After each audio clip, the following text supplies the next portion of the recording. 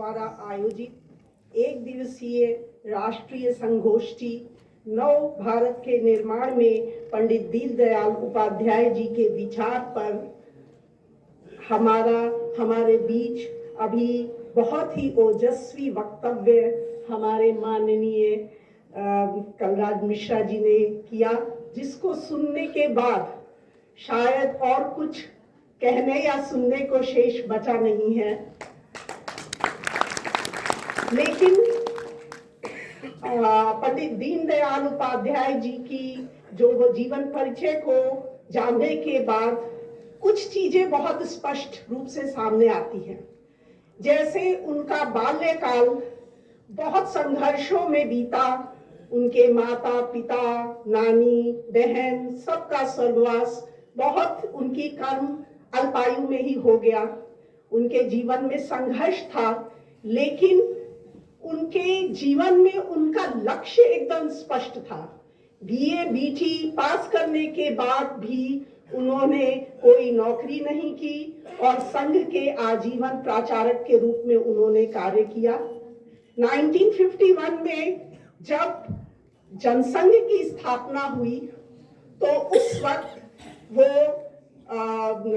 1951 में जनसंघ की स्थापना हुई और पंडित डॉक्टर श्यामा प्रसाद मुखर्जी जी की अध्यक्षता में हुई और 1952 में वो उसके महामंत्री हुए और उसका पहला अधिवेशन कानपुर में हुआ, जहां पे 15 प्रस्तावों में से 7 प्रस्ताव पंडित दीनदयाल उपाध्याय जी के थे।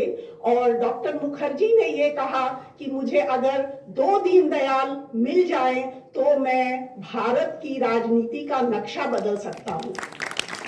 एक ही दीनदयाल जी से भारत की राजनीति का नक्शा बदला, चाहे वो एनईपी का सार हो, उसमें भी एक भारत और एक समाज की ही परिकल्पना है। एनईपी में आपके स्किल डेवलपमेंट से रिलेटेड जो कोर्स हैं वो जन जन तक डेवलपमेंट को ले जाएंगे, क्योंकि हमारा जो परिवेश है, हमारा जो समाज है, उसमें ग्रामीण समाज का एक बहुत बड़ा हिस्सा है और हमारे ग्रामीण समाज में बहुत सारे ऐसे स्किल्स हैं जो स्किल अगर अटेंशन पाए तो उनसे बहुत ही भारत के विकास में उनका योगदान होगा, क्योंकि हैंडीक्राफ्ट के सामान आज भी विदेशों तक में बहुत ही महंगे दाम पे बिकते हैं। तो उन स्किल्स को और हम डेवलप कर सकते हैं। हायर एजुकेशन वही लोग जाएं जो उसके लिए इच्छा रखते हैं। और अब एनईपी में हर स्टेज के जो हर इंटरेस्ट के बच्चों के लिए अलग अलग स्टेजेस हैं। छात्र अपने मनचाही स्टेज को सिलेक्ट कर सकता है और वो जो भी बनना चाहता है, जो भी पढ़ना चाहता है, उसकी स्वतंत्रता आज के एनईपी में दी गई है।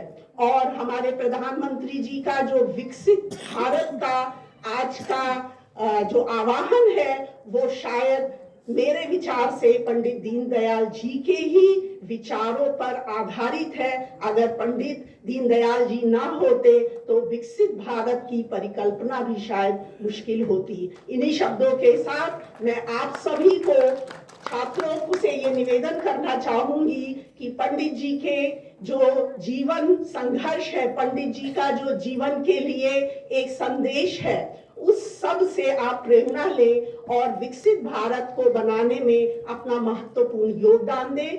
जहां पे हमारे पास एक बहुत बड़ा चैलेंज है, हमारा प्राचीन ज्ञान और हमारा आधुनिक भारत, इस दोनों के बीच में बैलेंस रखने के लिए हमको ये बहुत ध्यान करना है कि आधुनिकता में आने के लिए, डेवलपमेंट के लिए हम कहीं प्रकृति से कॉम्प्रोमाइज ना करें। इसलिए हमें ऐसे रिसर्चेस की जरूरत है जहां पे हम भारत को आधुनिक भी बनाएं, लेकिन अपनी प्रकृति को, अपनी भारत माता के जितने भी प्राकृतिक संसाधन हैं उनको संजो के रखें, उनका जो मूल प्रकृति है उसको नष्ट होने से बचाएं, चाहे वो हमारी नदियां हैं, चाहे वो हमारा पर्यावरण है। तो हमारे लिए सबसे बड़ा चैलेंज है कि हमें विकसित भी होना है, विकसित भारत भी बनना है, विश्व गुरु भी बनना है और अपनी प्रकृति को संजो के रखना है।